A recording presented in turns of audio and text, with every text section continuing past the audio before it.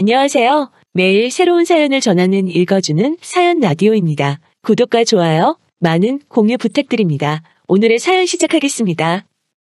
안녕하세요. 결혼한 지 3년 된 30대 여자입니다. 남편은 소위 개천에서 용난 케이스예요. 소위 깡촌에서 태어났는데 시아버지는 가족에게는 관심이 없으셨답니다. 그렇다 보니 시어머니가 돈을 벌어 생활을 꾸려나가시며 집안의 실질적 가장의 역할을 하셨다고 했어요. 그런 탓에 어려서부터 일찍 철이 든 남편은 죽기 살기로 공부만 했다고 그래요. 그래도 그 덕분에 좋은 대학에 나와서 대기업까지 다니게 된 거라는 남편이 제 눈엔 너무 자랑스럽고 멋졌습니다. 연애한 지 1년쯤 되었을 때 남편은 저에게 프로포즈를 했고 저도 당연히 좋다고 했어요. 사귀면서 언젠가부터 자연스럽게 결혼에 대해서 이야기를 했기 때문에 이런 날이 올 줄 알고 있었고요. 무엇보다 제가 남편과 결혼을 결심하게 된 결정적인 이유는 바로 시어머니 때문입니다. 하루는 저희 친정부모님 가져다 드리라며 콩, 말린 무, 돼지감자 그리고 직접 농사지을 신께 등을 한가득 챙겨서 서울에 오셨더라고요.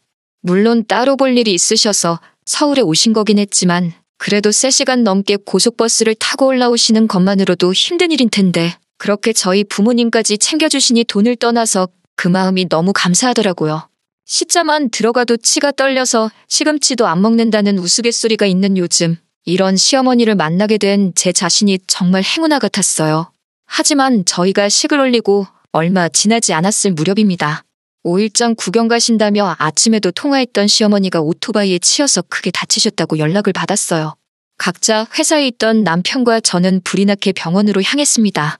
병원에선 시어머니가 사고 당시 머리 쪽으로 떨어지신 것 같다며 오늘 밤이 고비가 될 것 같다고 했습니다. 무엇보다 속상했던 건 그런 시어머니를 앞에 두고도 시아버지는 마치 별일 아니라는 듯 합의금은 얼마나 받을 수 있겠냐며 여기저기 물어보고 계셨습니다. 비록 시어머니와 시아버지 사이가 좋지는 않았지만 그래도 부부의 연을 맺은 사람끼리 어쩜 저럴 수 있을까 싶었어요. 시어머니께서는 시아버지의 끊임없는 바람과 도박 때문에 마음고생을 많이 하셨대요. 그나마 나이가 드시고 더 이상 돈 빌릴 곳이 없어지자 시어머니에게 돌아오셨고 마음 여린 시어머니는 그런 시아버지를 다시 품어주셨다는 거예요. 시어머니를 위해서 제가 해드릴 수 있는 일이 기도밖에 없다는 사실이 너무 슬펐습니다. 생사의 고비를 몇 차례 넘기신 시어머니께서는 결국 세상을 떠나셨어요. 비록 제가 시아버지를 좋아하진 않았지만 그래도 시어머니가 돌아가신 마당에 차마 시아버지를 혼자 계시게 할 수는 없었습니다. 당분간은 저희 집에 계시면서 다른 일에 마음 쓰지 마시고 편히 계시라고 했습니다.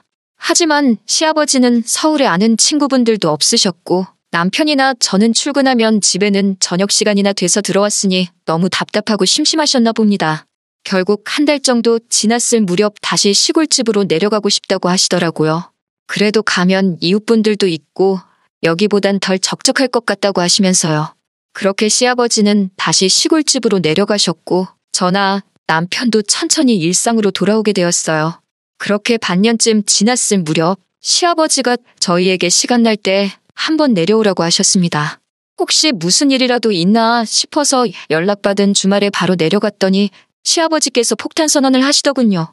시어머니랑 두 분이서 살다가 갑자기 혼자 살려니 외롭고 적적해서 죽겠다 하시면서 재혼을 하고 싶다고 하시는 거예요. 저나 남편이나 시어머니가 떠난 지 얼마나 됐다고 벌써 시아버지 입에서 재혼이란 소리가 나오나 싶어서 당황스럽고 불편했습니다. 하지만 저희가 당장 모시고 살 수도 없는데 무조건 안 된다고 할 수도 없는 노릇이었습니다. 옛말에 10명의 자식이 악처보다 못하다더니 정말 그런가 싶기도 하더라고요. 결국 남편과 며칠간 상의한 끝에 좋은 분이 계시면 시아버지가 재혼을 하신다고 해도 반대하지 말자고 결론을 내렸습니다. 그리고 얼마 뒤 시아버지는 동네 이웃분에게 소개를 받은 분이라며 여사님 한 분을 저희에게 소개하셨습니다. 계모 시어머니라는 말이 듣기에 이상하기도 하고 그렇다고 새시어머니라고 부르기도 뭐하고 어떻게 불러야 하나 싶더라고요. 무엇보다 두 분이 재혼을 결심하셨을 땐 이미 저희 남편이 30이 넘었으니까 엄밀히 말하면 어머니로서의 역할은 하실 일이 없었으니 어머니라고 부르기가 내키지 않았습니다. 그렇기에 시아버지께서 그분과 같이 살기 시작하셨을 때부터 저희는 그분을 여사님이라고 부르기로 정했습니다. 제가 돌아가신 시어머니에 대해 좋은 기억이 너무 많아서 솔직히 이렇게 빨리 재혼하신 시아버지도 여사님도 조금은 믿고 원망스러운 마음이 들었습니다. 그렇다 보니 마음의 문을 여는 게 쉬운 일이 아니었어요. 특히 돌아가신 시어머니의 보험금을 시아버지가 어떻게 쓰셨는지 알게 되었을 땐 정말 연을 끊어버리고 싶은 심정이었습니다. 시아버지께선 시어머니가 돌아가신 후 합의금으로 거진 5천만 원 정도를 받으셨어요. 하지만 저나 남편이나 좋은 직장을 다니면서 벌만큼 벌고 있었기 때문에 그 돈에 대해 조금도 욕심을 내지 않았습니다. 두 분 사이가 어찌됐건 앞으로 혼자 살아가셔야 할 시아버지의 노후자금이라고만 생각했어요. 그런데 그 눈물 나는 돈으로 시아버지께서는 수입차를 뽑으셨더라고요. 여사님에게 20대 딸이 있었는데 그 딸이 차가 없어서 너무 불편하다며 저희 시아버지께 아빠 하면서 사달라고 했다는 거예요. 그러면서 시아버지께서 저에게 너도 내 딸처럼 살갑게 굴었으면 사줬을 거라고 하시는데 정말 어이가 없고 솔직히 시아버지지만 제정신인가 싶었습니다.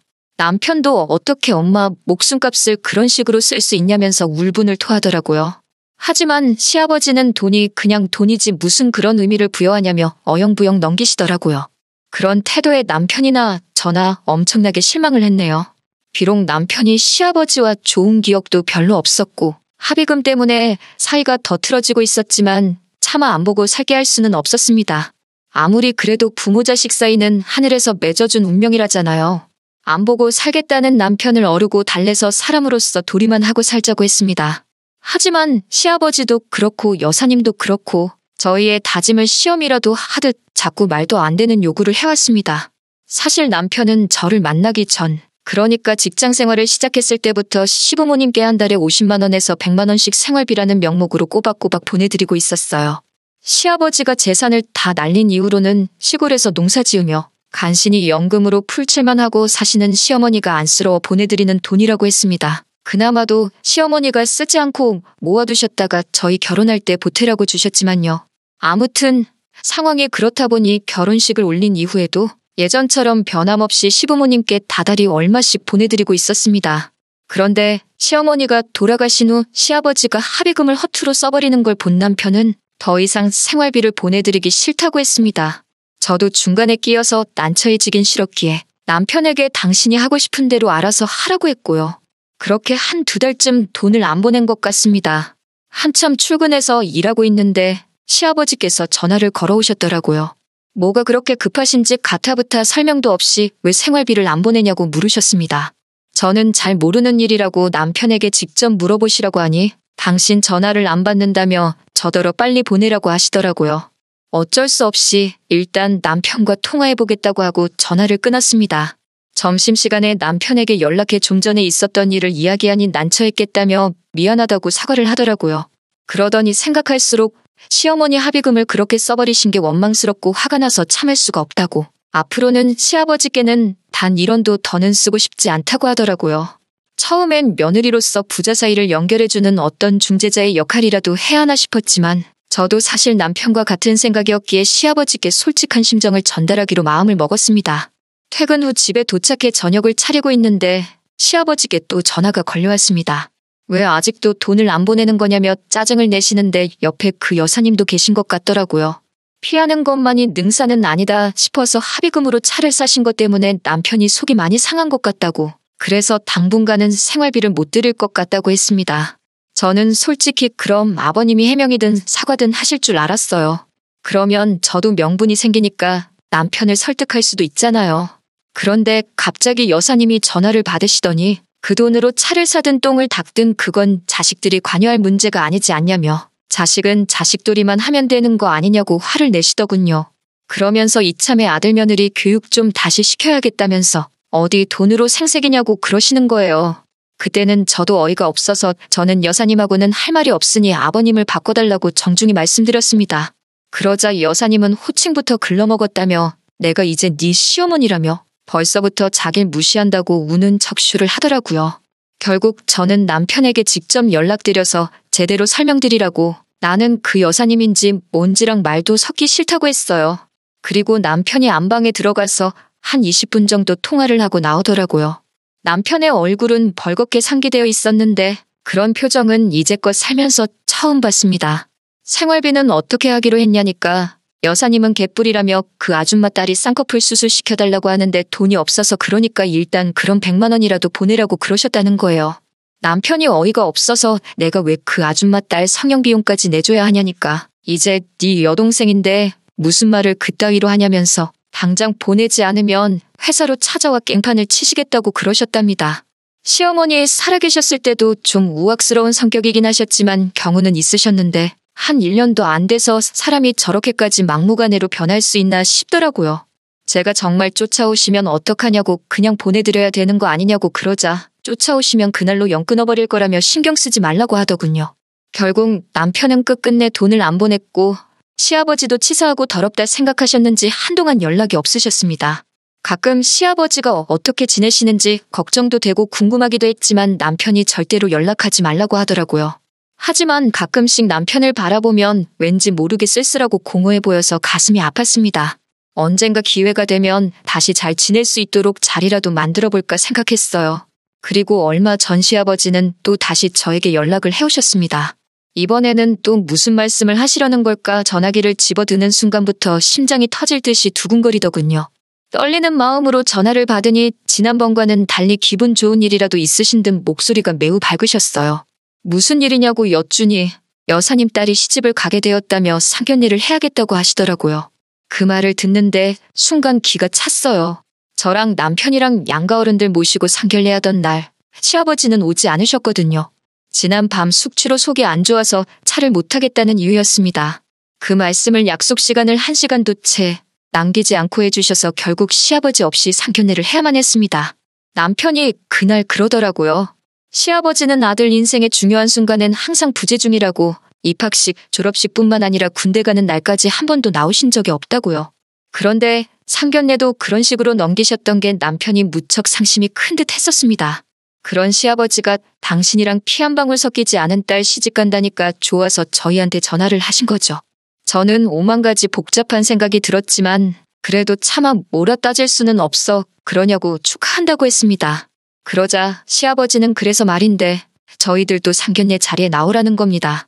시아버지 말씀에 따르면 여사님이나 그 딸이 참 어렵고 불쌍한 사람들이라 남자 쪽에서 깔볼 수도 있기에 저희 남편을 친오빠로 저를 동서로 소개했다는 거예요. 대기업을 다니는 잘나가는 젊은 오빠 부부라고요. 그러면서 와서 자리도 빛내주고 밥도 시원하게 한번 사주고 가라시더군요. 그 말을 듣는데 어쩜 사람이 이렇게 뻔뻔하고 속이 없을 수 있을까 싶어서 헛웃음이 다 나왔습니다. 그날 남편에게 시아버지와 통화했던 내용을 전하니 노발대발 난리가 났어요. 노인네가 미친 거 아니냐고 우리가 거길 왜 가냐며 정말 본 적 없는 무서운 표정으로 남편은 붕괴하고 있었습니다. 저는 일단 만나서 이야기를 하자고 시아버지도 기댈 데가 없으시니 저러시는 거 아니겠냐고 남편을 달랬습니다. 하지만 저도 시아버지가 정말 너무하신다 싶었어요. 피 한 방울 안 섞인 사람 때문에 왜 친아들 가슴에 대못을 박는 건지 이해할 수가 없었습니다. 그러다 며칠 전 시아버지가 이 사태의 결정타를 날리셨습니다. 연락도 없이 시아버지가 그 여사님과 그 딸까지 대동을 하고 서울에 올라오셨더라고요. 늦은 오후에 전화가 와서는 지금 고속터미널인데 좀 데리러 오라고 하시더라고요. 일하다 어떻게 나갈 수도 없고 해서 일단 택시 불러드릴 테니 택시 타고 집 근처에 있는 식당이든 카페든 들어가서 뭐 좀 드시고 계시라 했습니다. 퇴근하자마자 눈썹이 휘날리게 식당에 도착하니 남편도 곧 오더라고요. 딱 봐도 남편이 끓어오르는 화를 누르고 있는 게 보였습니다. 시아버지는 그 여사님 딸이 꼭 서울에서 결혼 준비를 하고 싶다 하신다며 그런데 머물 곳이 없으니 저희 집에 좀 데리고 있으라는 거예요. 그러면서 그동안 생활비 안 보낸 거 이자 달라 소리는 안 할 테니까 그 돈으로 여동생 시집 가는데 좀 보태라고 하시더군요. 이쯤 되니까 이제 제가 오히려 분해서 견딜 수가 없었습니다. 아니, 신혼부부 사는 집에 피 한 방울 안 섞인 여자를 데리고 있으라는 게 상식적으로 말이 되냐고요. 그랬더니 시아버지가 저더러 무슨 생각을 하는 거냐며 수준 떨어진다고 하시더군요. 그 여산제 아줌만지는 한술 더 떠서 줄 사람은 생각도 안 하는데 김칫국 마신다고 그러는데 얼마나 천박하던지요. 결국 제가 그 아줌마한테 나이 먹을 만큼 먹었으면 곱게 늙지 나이 들어서 꽃뱀짓이냐고 했습니다. 딸까지 팔아가면서 노인네 주머니 털어먹으니까 배가 부르냐고 따져 물었어요. 이쯤 되니 저도 눈에 뵈는 게 없었거든요. 시아버지께도 한 소리 해야만 하겠더라고요. 부모가 먼저 부모답게 행동을 하셔야지 자식도 자식돌이를 할 거 아니냐고요. 그러자 시아버지가 저를 한 대 칠 듯이 손을 드시더라고요. 남편이 시아버지 팔을 낚아채며 지금 뭐하는 짓이냐고 말하고 제게서 떼어놔줬어요. 그리고 아버님을 향해 제가 틀린 말 한 게 뭐가 있냐고 아버지가 여태까지 우리에게서 아버지 대우를 받을 수 있었던 건 전부 어머니 덕분이었던 거 모르셨냐고 하면서요. 그런데 이제 와서 어머니의 남편이 아니라 이 꽃뱀 같은 사람의 남편임을 자처하시니 남편도 이제 더 이상 아버님을 모셔야 할 이유를 못 느끼겠다며 더 이상 남의 가족을 위해 제 돈은 못 쓰겠으니 이만 돌아가시라고 했어요. 아버님도 처음에는 남편한테 자식 키워봐야 소용없다 뭐 이런 말을 하시며 남편을 다그치셨지만 남편도 완강하게 나오니 어쩔 도리가 없어 이내 포기하고 가시더라고요. 시아버지 생각에는 그래도 어떻게 자식이 부모를 버리겠냐는 생각이 있던 것 같아요. 네 엄마도 결국 나를 다시 받아줬는데 너라고 별 수 있겠냐는 듯이 말하고는 자리를 떠나셨죠. 시아버지가 저희 앞에 찾아와 빌게 된 건 정해진 상견례 날보다도 훨씬 이른 어느 날이었습니다. 재혼한 그 여사님이 아버님 남은 재산까지 전부 들고 야반도주를 했다고 하네요. 아들과 며느리가 대기업에 다니고 있으니 저희로부터 뭐라도 빼먹어볼까 한 것 같은데 그날 저희들의 단호한 모습을 보고 더 이상 아버님에게서 빼먹을 게 없다고 생각했는지 다 챙겨서 내빼버린 거예요. 하루아침에 모든 걸 잃게 된 아버님은 저희 앞에 찾아와 사죄를 하는 것 외에는 아무 방법이 없었던 거죠. 시아버지는 남편이 다시 아버님을 지원해 줄 거라 생각하셨나 보지만 남편은 단호했습니다. 그동안 들이던 액수면 혼자 지내시는데 지장은 없을 거라고 말하고 앞으로는 연락도 이렇게 찾아오시는 것도 없으면 좋겠다 말하며 단칼에 쳐내더군요.